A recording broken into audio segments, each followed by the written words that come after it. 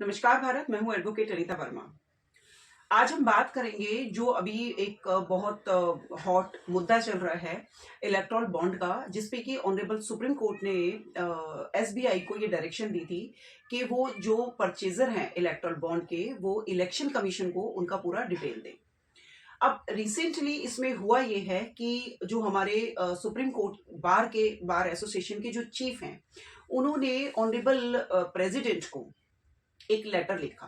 और honourable president को letter में उन्होंने ये रिक्वेस्ट की कि जो ऑनरेबल सुप्रीम कोर्ट की ये जो जजमेंट है, जो एसबीआई को डायरेक्शन दी गई कि वो इलेक्शन कमीशन को जो भी जितने भी परचेजर हैं जिन्होंने इलेक्टोरल बॉन्ड परचेज किए पॉलिटिकल पार्टीज के लिए, उनके सारे डिटेल इलेक्शन कमीशन को दे दें। और as per the direction of honourable Supreme Court, SBI ने वो सारी इंफॉर्मेशन और जिन्होंने परचेज किया था, परचेजर के नेम डिटेल, सारी इंफॉर्मेशन इलेक्शन कमीशन को दे दी है। और इस जजमेंट को होल्ड कराने के लिए जो सुप्रीम कोर्ट बार एसोसिएशन के चीफ ने कुछ रीजंस दिए, कुछ वैलिड पॉइंट्स दिए ऑनरेबल प्रेसिडेंट को कि किन रीजन से उनको ऑनरेबल सुप्रीम कोर्ट की ये जो जजमेंट है ऑन द इलेक्टोरल बॉन्ड, ये विदहोल्ड करानी चाहिए।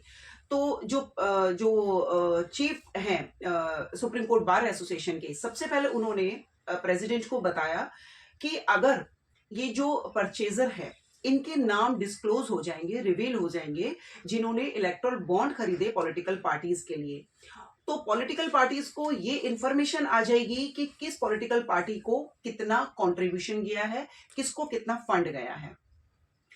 जो पॉलिटिकल पार्टी ने फंड कम रिसीव किया है, जो परचेजर ने किसी पॉलिटिकल पार्टी को कम कंट्रीब्यूशन दिया और किसी को ज्यादा दे दिया,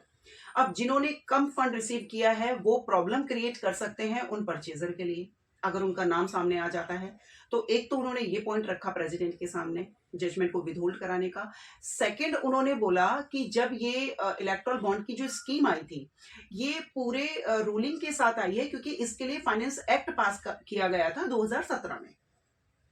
तो जब फाइनेंस एक्ट पास किया गया और उसके बावजूद ये स्कीम आई थी, तो उन्होंने कहा सुप्रीम कोर्ट बार एसोसिएशन के चीफ ने कि इट इज नॉट गुड कि हम लेजिस्लेटिव बॉडी की इंटेंशन पे डाउट करें। ये बताया कि इस रीजन से ऑनरेबल सुप्रीम कोर्ट की जजमेंट को होल्ड पे डालना चाहिए। और तीसरा रीजन उन्होंने ये बताया कि अगर ये जो जजमेंट पास हुई है, इसके ये पीछे से अगर लागू होती है, इसके रेट्रोस्पेक्टिव अगर इफेक्ट होते हैं, तो ये हमारी कंट्री की जो रेपुटेशन है उसको डैमेज करता है in the eyes of international countries. क्योंकि बाहर के देशों को भी ये पता चलेगा कि अच्छा, इनके देश में पहले एक कानून बनता है, उसके बाद फिर वो चैलेंज होता है, उसके बाद फिर वो रेट्रोस्पेक्टिव उसके इफेक्ट होते हैं, वो पीछे से लागू होता है, और फिर जो परचेजर हैं उनके नाम रिवील होते हैं और उनका भी हरेसमेंट होता है। इसमें मतलब जितने भी कॉजेज हो सकते हैं या जो भी प्रॉब्लम हो सकती हैं फ्यूचर में, तो ये सारे कंसर्न हमारे जो सुप्रीम कोर्ट बार एसोसिएशन के चीफ हैं उन्होंने हमारे ऑनरेबल प्रेसिडेंट को बताए और उनसे रिक्वेस्ट की है कि ऑनरेबल सुप्रीम कोर्ट की जो जजमेंट है इलेक्टोरल बॉन्ड पे,